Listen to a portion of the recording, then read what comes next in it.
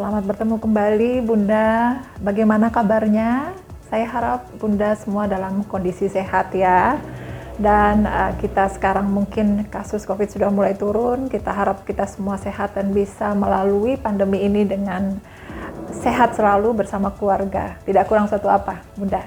Baik, kita sekarang sampai pada Q&A session ya, Bunda. Saya akan menjawab banyak sekali pertanyaan yang sampai pada kami. Sehingga mungkin beberapa diantaranya sudah saya jawab ya, tapi ada banyak juga pertanyaan yang saya tidak mampu jawab satu persatu. Nah, pada sesi Q&A atau pertemuan Q&A ini akan saya jawab. Simak ya Bunda, saya akan jawab nanti dari setiap video yang kami tayangkan.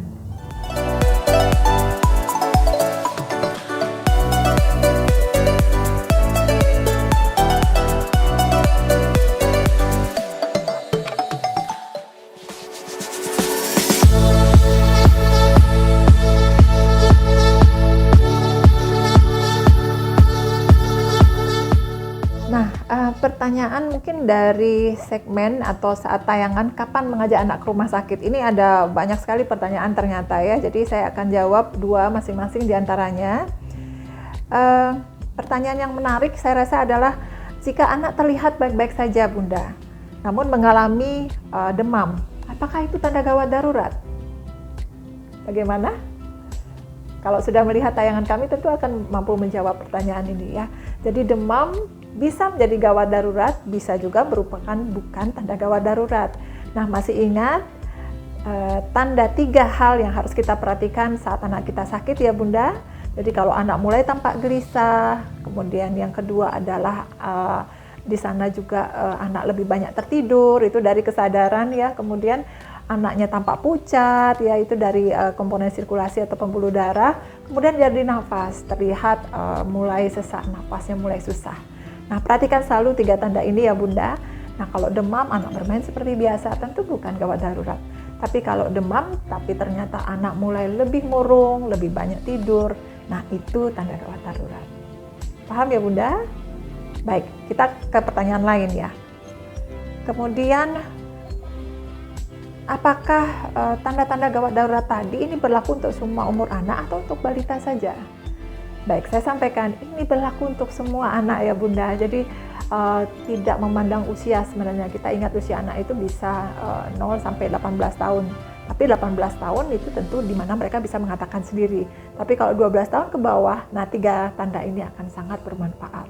Jadi perhatikan tayangan kami apa saja tanda itu. Nah, itulah panduan sederhana Bunda nanti untuk menyatakan anak kita dalam kondisi gawat atau darurat ya. Baik, kita akan teruskan ya nanti pada pertanyaan selanjutnya. Nah, sekarang kita ke pertanyaan lain ya, 2 pertanyaan lagi dari pada saat kami melayangkan hati-hati menenangkan bayi ya.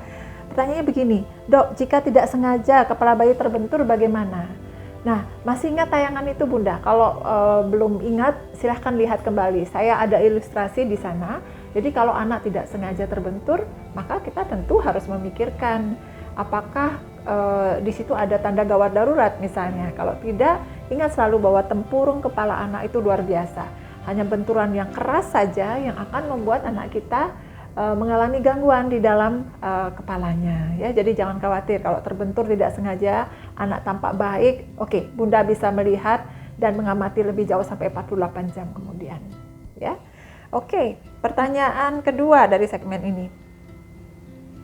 Bagaimana cara mengatasi kalau sudah terlambat mengetahuinya? Sederhana Bunda, kalau kita terlambat mengetahui pada saat segmen yang kami sampaikan, hati-hati menenangkan bayi, atau bayi kita lebih banyak tidur, kita tidak tahu, lupa, tapi ternyata kemudian kulitnya makin lama makin pucat gitu ya.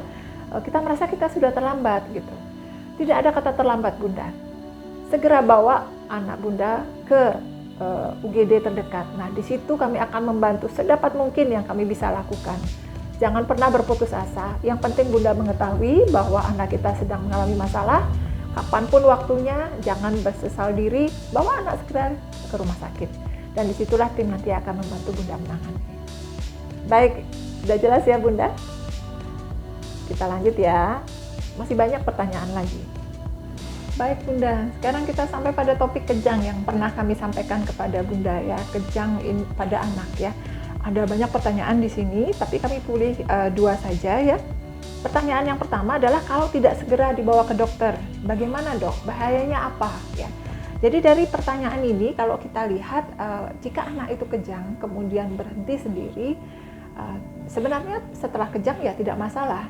Tapi tentu kita harus tahu ya Bunda sekalian, penyebab anak kita kejang apa? Apakah semata-mata demam?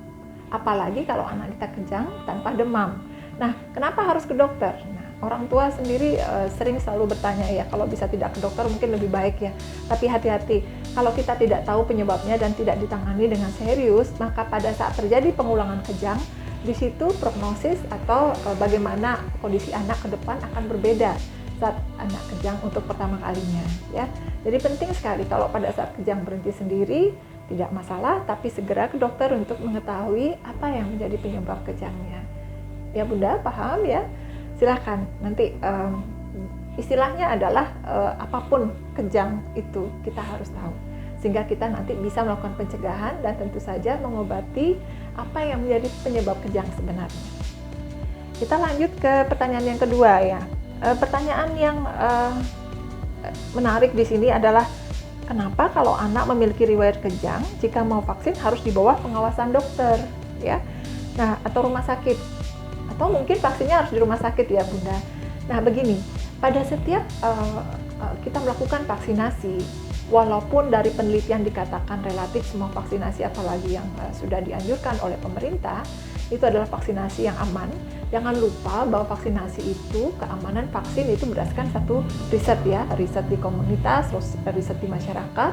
Nah ada sekian persen dari efek vaksin tersebut yang tentu saja akan berbahaya yang memang memerlukan pengawasan. Untuk anak yang tidak berisiko tidak masalah, bisa dilakukan di mana saja. Dan sekarang setiap praktek dokter itu selalu harus berisi alat-alat yang bisa menanggulangi jika terjadi shock anafilaktik.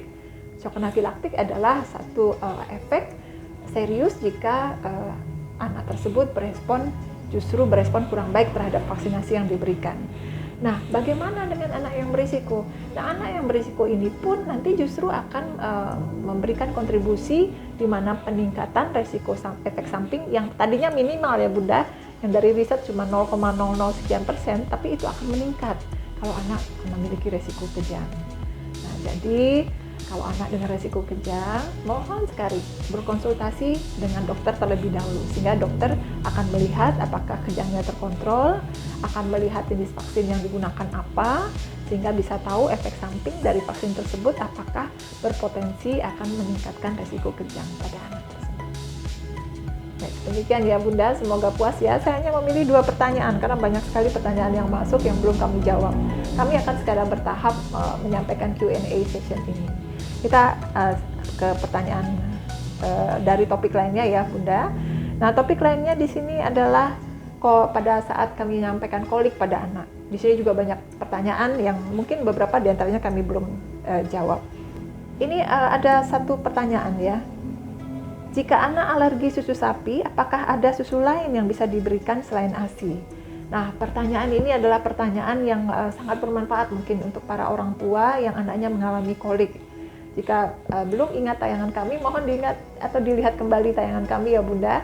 Nah, di sini kalau anak alergi susu sapi, ada susu formula tertentu yang digunakan untuk pencegahan terhadap alergi susu sapi tersebut. Susu tersebut diberikan sesuai dengan usianya dan terbaik diberikan pada saat anak baru lahir. Sehingga protein daripada susu sapi itu yang awalnya mungkin akan menimbulkan alergi dari anak, itu lama-lama bisa dikurangi karena protein susu sapi itu permukaannya atau bentuknya dan ukurannya dibuat lebih kecil dan lebih tersebar. Nah, susu yang mengandung formula untuk pencegahan terhadap alergi susu sapi lah yang dibuat dengan kondisi seperti itu. Nah, silakan diberikan. Walaupun selalu harus kita ingat yang terbaik tetap ASI. Ya Bunda, jadi silakan diberikan susu tersebut pada waktu tertentu, biasanya antara 6 bulan, bahkan ada penelitian yang mengatakan sampai 1,5 tahun. Silakan. Dan perlahan-lahan anak akan mampu menerima susu sapi itu sendiri. Jangan khawatir, kita tidak perlu memberikan seumur hidup anak. Paham ya Bunda? Kita lanjut lagi ya. Untuk ini terkait dengan bukan koliknya sebenarnya Bunda, tapi gerakan pemijatan ya. Pertanyaannya adalah untuk bayi yang baru lahir apa sudah bisa dilakukan gerakan memijat?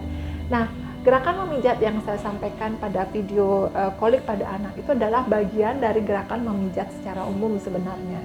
Tapi gerakan memijat di dalam perut itu adalah gerakan khusus yang bisa membantu mengeluarkan udara yang berlebih pada anak. Nah, gerakan pijat secara umum ini sekarang sudah diteliti ya, bahkan institusi kami sudah membuktikan bahwa itu sangat bermanfaat. Bermanfaat untuk apa? Untuk menunjang tumbuh dan kembang seorang anak. Bahkan jika dilakukan pada bayi prematur, itu akan mampu meningkatkan pertumbuhan dan perkembangan bayi prematur, Bunda.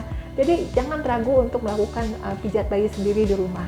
Ada beberapa teknik yang sudah dianjurkan dan bisa digunakan dengan panduan tertentu. Bunda silakan ke toko buku dan membeli buku tersebut dan silakan digunakan untuk bagaimana kita bisa melakukannya pada anak-anak kita di rumah. Pijatlah anak kita sendiri sebagai satu bagian rutin. Bayi baru lahir, apakah prematur ataupun cukup bulan, tidak masalah. Silakan dikerjakan. Sangat bermanfaat ya Bunda ya. Baik, kita lanjut kepada pertanyaan terakhir dari segmen kami yang sudah kami sampaikan. Nah, pertanyaan dari topik nyeri perut pada anak ya Bunda. Jadi ini banyak sekali pertanyaan yang sudah saya jawab beberapa, tapi masih ada tersisa beberapa di antaranya. Saya akan coba jawab dalam segmen Q&A ini. Mungkin pertanyaan yang terkait nyeri perut misalnya adalah secara tidak langsung ada pertanyaan mengenai BAB warna hijau. Artinya apa, Dok? Nah, BAB warna hijau ini pada umumnya terjadi pada bayi yang mengalami perubahan konsumsi susu formula. Ya, biasanya kondisinya normal, bisa ditandai dengan BAB-nya konsistensinya tetap baik, walaupun baunya khas ya, konsistensinya baik, bayinya tetap baik-baik saja, tidak menjerit kesakitan, tertidur dengan pulas, tumbuh dengan baik. Jadi ini terjadi biasanya oleh karena memang ada perubahan pola kuman di ususnya. Jangan khawatir Bunda, teruskan dikonsumsi apa yang sudah sesuai untuk bayi, dan untuk perubahan warna berangsur-angsur akan kembali lagi seperti warna semula. Nah, kemudian ada pertanyaan nih, pertanyaan terakhir ya Bunda dari topik nyeri perut pada anak. Kalau terlupa silahkan dilihat lagi tayangan kami. Dok, anak saya berumur 2 tahun, nyeri perut dan sudah 5 hari demam tidak turun. Apakah ini asam lambung? Ya, pertanyaannya menarik ya.